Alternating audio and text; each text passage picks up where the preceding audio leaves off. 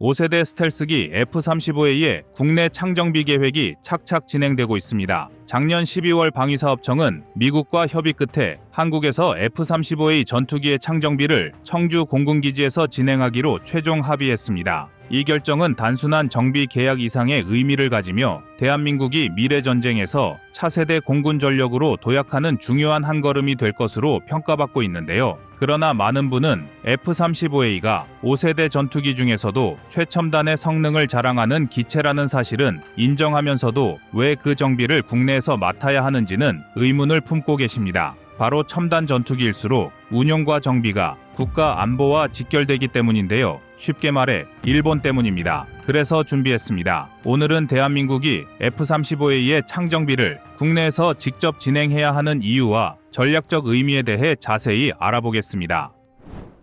여러분의 구독과 좋아요가 꺼리튜브 운영에 많은 힘이 됩니다.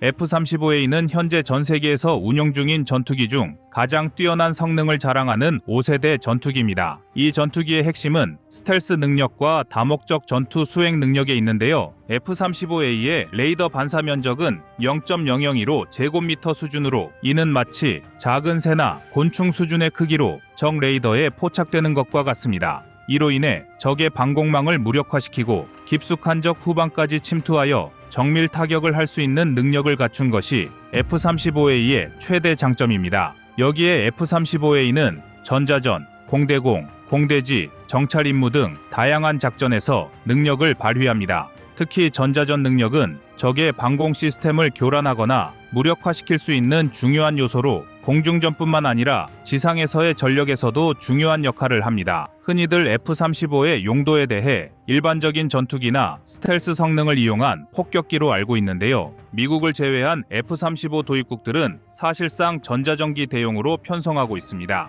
F-35가 먼저 출격하여 적 레이더 방공망을 재밍시킨다면 이후 공습이 수월해질 수밖에 없습니다. 그리고 현재까지 이 정도 수준의 레이더 성능과 전자전을 수행할 소프트웨어 능력이 있는 기체를 돈을 내고 구매할 수 있는 유일한 기체가 F-35뿐입니다. 여기에 F-35A는 단순한 전투기 이상의 플랫폼으로 다양한 센서와 데이터 링크 시스템을 통합하여 실시간으로 전장 상황을 분석하고 아군과 정보를 공유할 수 있습니다. 이 시스템은 전투기 이상의 전투 지휘 통제 플랫폼 임무를 수행하여 전장의 흐름을 바꾸는 데 중요한 역할을 합니다. 그런데 일본이 우리 공군 전략 자산인 스텔스 전투기 F-35A의 고난도 창정비를 맡게 된다면 정보 유출을 우려하지 않을 수 없습니다. 전 세계적으로 F-35A를 보유한 국가는 소수에 불과하며 이들 국가는 모두 공군의 역량을 최첨단으로 끌어올리기 위해 이 전투기를 도입하고 있습니다. F-35A의 최대 운용국은 미국으로 F-35야말로 미국이 전 세계 군사작전에서 압도적인 공중 우위를 유지하도록 하는 중요한 무기체계라 할 수 있습니다. 미국은 2023년 기준 450대 이상의 F-35A를 운용 중이며 앞으로 수백 대를 더 현장 배치할 계획인 것으로 알려졌습니다. 미국 다음으로 F-35를 보유한 국가는 일본인데요. 일본은 아시아에서 F-35A를 가장 먼저 도입한 국가이며 현재 42대의 F-35B를 포함하여 총 147대의 F-35 시리즈를 운용 중입니다. 일본이 이렇게 비싼 전투기를 보유하게 된 이유는 중국과 북한의 군사적 위협에 대응하기 위해서인데요. 일본을 동북아의 중요한 균형자로 이용하려는 미국의 소요와 어느 정도 뜻이 맞았기 때문에 가능한 일이었습니다. 한국은 현재 40대의 F-35A를 도입했으며 추가로 20대를 더 도입할 계획입니다. 우리나라는 도입 초기부터 창정비를 국내에서 진행하는 조건을 내걸었는데요. 결국 2027년부터 우리 공군이 직접 F-35A의 창정비를 하는 것으로 최종 결정된 것입니다. F-35A와 같은 첨단 무기 체계의 유지와 관리에서 가장 중요한 요소 중 하나는 정비, 그 중에서도 창정비라 할 수 있습니다. 창정비는 단순한 기체의 수리와 점검을 넘어선 기체의 성능을 최상의 상태로 유지하기 위한 대규모 정비 작업, 흔히 말하는 오버홀을 의미합니다. 창정비는 전투기를 완전히 뜯어 핵심 정밀 부품을 교체하고 스텔스 도료 도색까지 하는 최고 수준의 정비로, 특히 F-35A와 같은 첨단 전투기는 정비를 제대로 하지 않으면 전력 손실은 물론 기체의 수명에도 큰 영향을 미칩니다. 관련 사례는 아니지만 우리나라도 몇 해 전 북한 무인기의 영공 침범 당시 긴급 대응을 위해 출격했다가 KA-1 공중통제 공격기가 추락하는 사고가 있었는데요. 결과적으로 당시 사고의 원인도 창정비 불량이었습니다. 추락한 기체는 2021년 5월 창정비를 받았었는데 당시 연료 조절 장치를 담당하는 정비사가 연료 공급량을 조절하는 부품 중 하나인 테플론 튜브를 바르게 장착하지 못한 것이 파악됐기 때문입니다. 이에 따라 비행 중 항공기의 출력을 보여주는 토크 계기판에서 엔진 출력이 오류로 표시됐고 조종사가 출력을 떨어뜨리고자 조작했음에도 반응이 없다가 순식간에 출력이 떨어지는 상황이 발생한 것입니다. 기본 훈련기를 기초로 제작된 KA-1이 이럴진데 F-35와 같은 5세대기의 창정비 중요성은 두말할 나위가 없습니다. 때문에 최근 64대의 F-35를 도입한 핀란드도 입찰 조건에 이스라엘과 비슷한 수준의 정비를 허락해 줄 것을 미국에 요청했고 미국이 이를 허락했기에 F-35는 경쟁 기종인 보잉의 FA-18EF 슈퍼 호넷, 다쏘의 라팔, 유로파이터 타이푼, 그리고 사브의 그리펜을 누르고 선정될 수 있었습니다. 우리 군 역시도 추가 도입될 F-35A 20대의 사업비에 창정비 관련 예산도 포함시켜 총 사업비 4조 2,600억 원의 예산을 편성 창정비에 관련된 장비를 2028년까지 도입하기로 결정했는데요. 추가 사항으로 방사청은 순차적으로 공군 숙련 정비사 30명을 미국으로 파견 보내 전문 교육을 이수할 계획이라고 밝혔습니다. 동시에 창정비를 위한 시설인 정비창은 F-35A가 배치된 공군 청주기지 안에 설치됩니다. 그리고 이러한 과정은 현재 차질 없이 착착 진행되고 있어 2027년부터는 국내에서 본격적인 창정비가 시작될 것입니다. 미국은 그동안 고급 기밀인 최첨단 국방과학 기술이 곳곳에 들어있다는 이유로 F-35A의 경우 야전 정비, 즉 기체 외부의 간단한 정비만 허용했고 창정비는 일본에 세워지는 F-35A 동아시아 창정비 허브에서만 가능하도록 제한해 왔습니다. 그렇다면 왜 F-35A의 창정비를 국내에서 진행해야 할까요? 한국은 F-35A와 같은 최첨단 전투기를 운용하면서도 정비는 미국이나 일본에 의존하고 있었습니다. 그러나 일본에서 창정비를 하면 우리 공군의 작전 정보가 일본 측에 넘어갈 수밖에 없는데 청주기지 정비창 설치로 그런 우려가 사라지게 된 겁니다. 또한 이번 창정비 계약을 통해 한국은 F-35A의 유지 관리 능력을 자국 내에서 처리할 수 있는 중요한 기반을 마련하게 됐는데요. 이는 단순한 정비 능력 향상뿐만 아니라 국방 자주성 강화라는 측면에서 중요한 의미를 가집니다. 비용 절감 및 신속한 대응도 중요한 국내 창정비의 주요한 이유입니다. 정비를 외국에서 맡기게 되면 기체를 외국으로 보내고 다시 가져오는 과정에서 상당한 비용과 시간이 소요됩니다. 특히 전시 상황과 같은 특수한 경우에는 정비를 위해 기체를 외국으로 보내는 것은 불가능한 상황이 될 수 있습니다. 하지만 국내에서 창정비를 진행하게 된다면 이러한 비용을 절감하고 신속한 대응이 가능해집니다. 기술 이전 및 산업 발전에도 큰 도움을 줄 수 있습니다.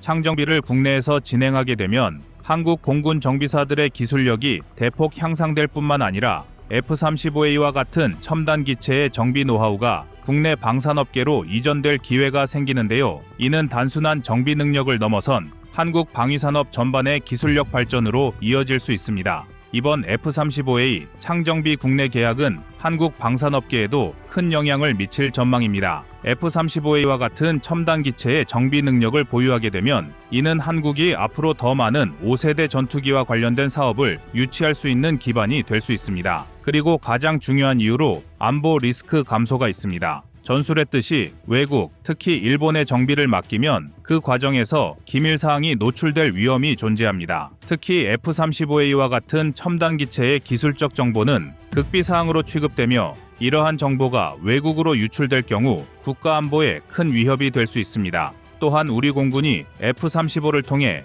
취득한 기밀 정보 또한 유출 위험이 있습니다. 현재도 한중일 3국은 서로의 국가기밀을 빼내기 위해 혈안이 되어 있으며 최근 10년간 국가가 후원하는 산업 스파이 활동을 적극적으로 강화하고 있습니다. 국제정세가 이러한데 수많은 기밀과 기술이 담긴 5세대 전투기를 해외 정비창에 맡긴다는 것은 고양이 앞에 생선을 내어주는 것이나 다름없습니다.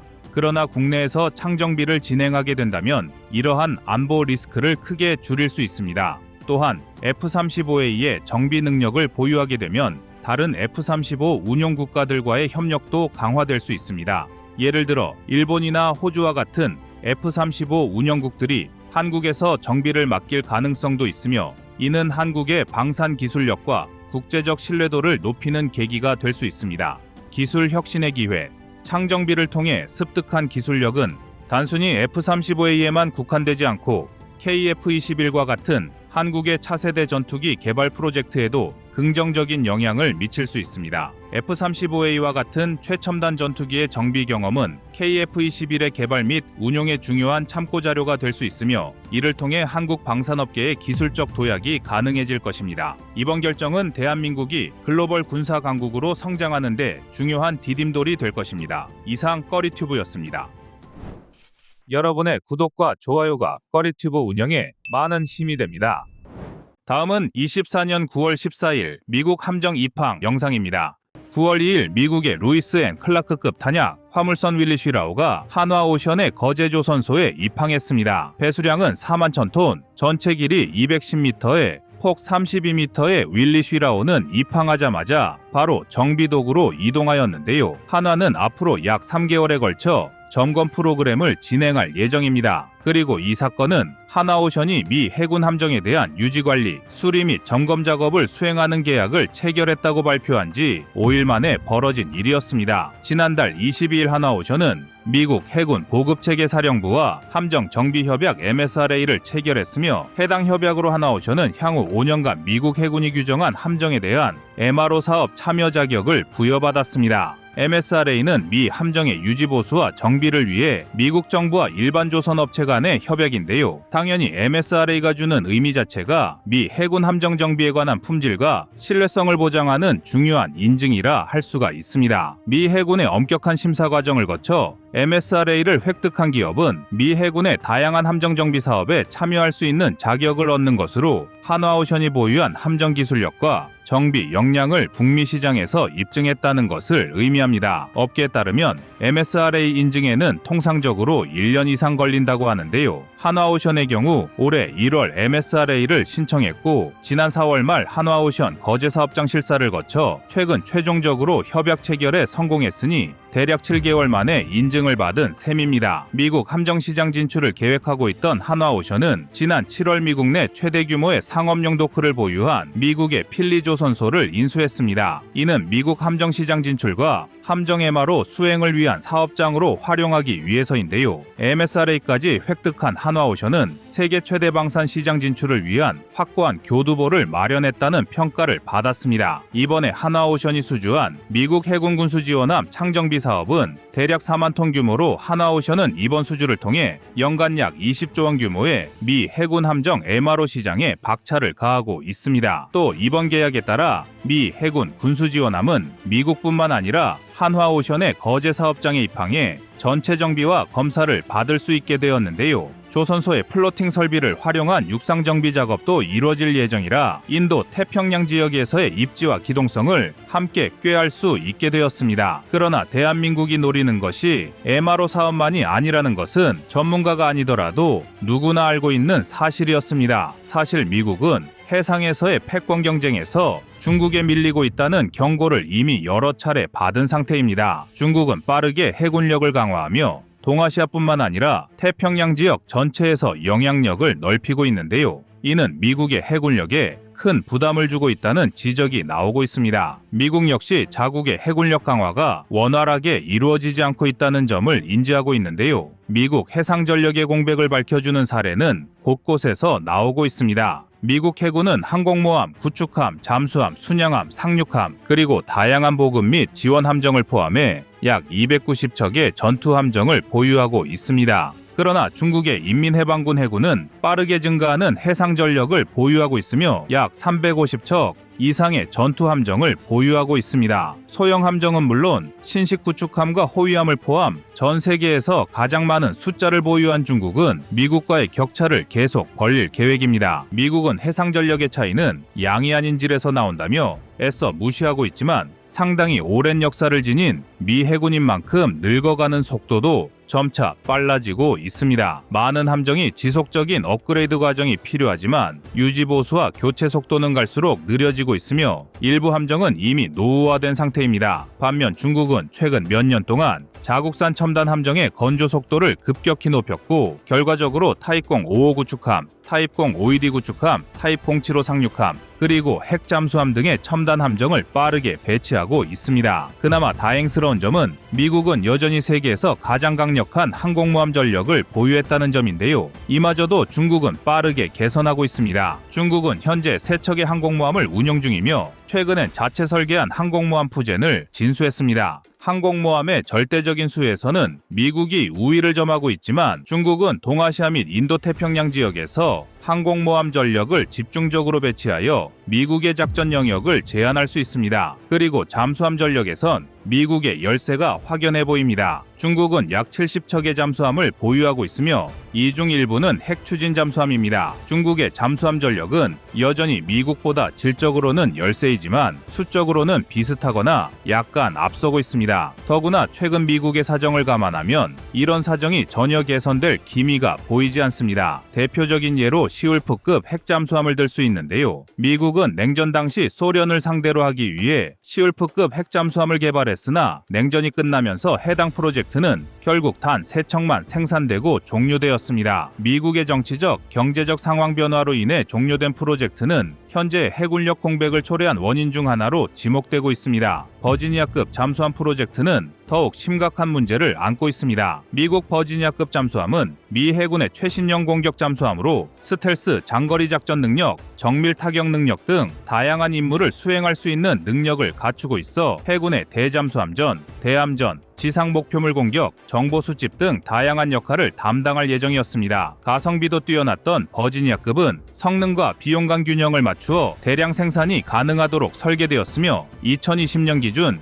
약 27억 달러, 한화 3조 6천억 원의 비교적 저렴한 건조 비용을 유지하고 있었습니다. 그러나 미국은 이마저도 부담됐는지 개발 완료 시점을 계속 뒤로 미루고 있습니다. 전술했듯 중국은 급격하게 잠수함 전력을 확장하고 있으며 공구 사형은 중국 해군의 전략적 핵잠수함으로 미국의 잠수함 전력 확장에 대응하는 차원에서 개발한 만큼 최소 버지니아급과 버금가는 수준의 파괴력과 완성도를 보일 것으로 전문가들은 예상합니다. 그런데 현재의 프로젝트 지연으로 인해 미국의 해상 패권 유지는 더욱 어려워지고 있으며 미국의 해군력 공백은 이제 미국만의 문제가 아니었습니다. 때문에 수많은 전문가와 외신은 미국을 도와줄 대한민국의 역할론에 주목하고 있습니다. 대한민국은 자국의 방위산업에서 첨단 기술을 활용한 군함과 함정 개발 능력을 자랑합니다. 대한민국 해군은 지난 수십 년간 KDX-2급 구축함, KDX-3급 이지스 구축함, 마라도급 상륙함 등 현대적인 전투함정을 꾸준히 개발하고 배치해 왔습니다. 특히 이지스 시스템을 탑재한 세종대왕급은 항공모함 작전이나 해상 전투에서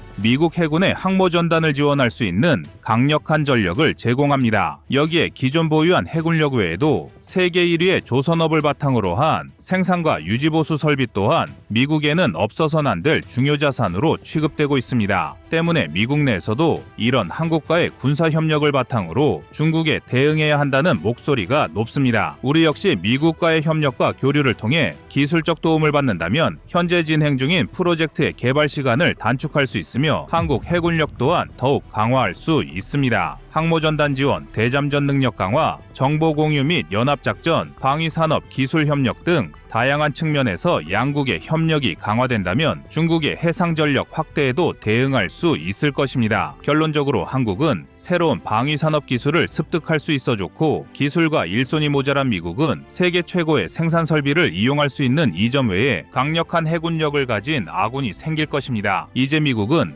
대한민국만이 아시아 태평양 지역에서 겪는 해상 전력의 열세를 보완할 수 있는 유일한 파트너란 사실을 자각해야 할 것입니다.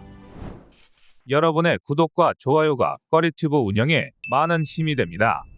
다음은 24년 3월 9일 한국 창정비 영상입니다. 창정비는 군사장비와 무기 시스템의 유지보수 및 수리 작업으로 군의 무기체계 성능을 유지하기 위한 필수적인 과정입니다. 창정비 작업은 장비의 정상적인 작동을 보장하고 장기간 사용으로 인한 마모나 손상을 예방하며 최신 기술로 업그레이드를 포함하는 경우도 있습니다. 창정비의 핵심적인 목적으로는 우선 군의 전투준비 상태 유지를 꼽을 수 있습니다. 군사장비의 효과적인 유지보수와 수리를 통해 각종 장비와 시스템이 언제든지 최적의 상태에서 작동할 수 있도록 보장합니다. 또한 무기의 성능 저하를 방지하여 수명을 연장함으로써 교체 비용을 절감합니다. 그리고 장비의 가용성을 높이고 운용 중단 시간을 최소화하여 무기 체계의 전체적인 운용 효율성을 향상시키는 데 기여합니다. 군에서 운용하는 무기를 비롯한 장비는 모두 정비를 거치게 되는데요. 크게 부대 정비, 야전 정비, 창 정비 이렇게 세 가지로 구분할 수 있습니다. 부대 정비가 간단한 부속품을 교체하는 수준이라면 야전 정비는 장비를 직접 운용하는 부대를 지원하는 개념으로 기능 검사, 조절과 조정, 교환, 수리 등 부대 정비보다 많은 단계로 이루어집니다. 창정비는 군에서 하는 정비의 최상위 단계로서 모든 부품을 하나하나 분해해서 점검하고 재조립하는 과정을 거쳐 환전복구와 재생정비가 가능합니다. 고가의 무기체계 같은 경우 대당 수개월이 넘게 걸리기도 하는데요. 이전보다 나은 신형 부품이 나왔을 경우 창정비를 통해 성능을 업그레이드하기도 합니다. 간혹 우리 군에서 운용하던 무기를 해외로 수출할 때 중고 무기를 판매한다는 오해를 하기도 하지만 수출하기 전에 창정비를 하기 때문에 거의 새 것이나 다름없는 무기를 수출하는 셈입니다. 창정비는 여기서 다시 실행하는 주체로 나눌 수 있는데요. 육군종합정비창, 해군정비창, 공군정비창 등 군에서 직접 하는 창정비와 현대로템, LIG넥스원, 하나오션, HD현대중공업 등 군과 계약을 맺은 민간 방산기업에서 하는 창정비가 있습니다. 현대의 무기체계는 점점 고도화되고 첨단화되고 있는 실정이라 창정비에 있어서도 기술력이 높은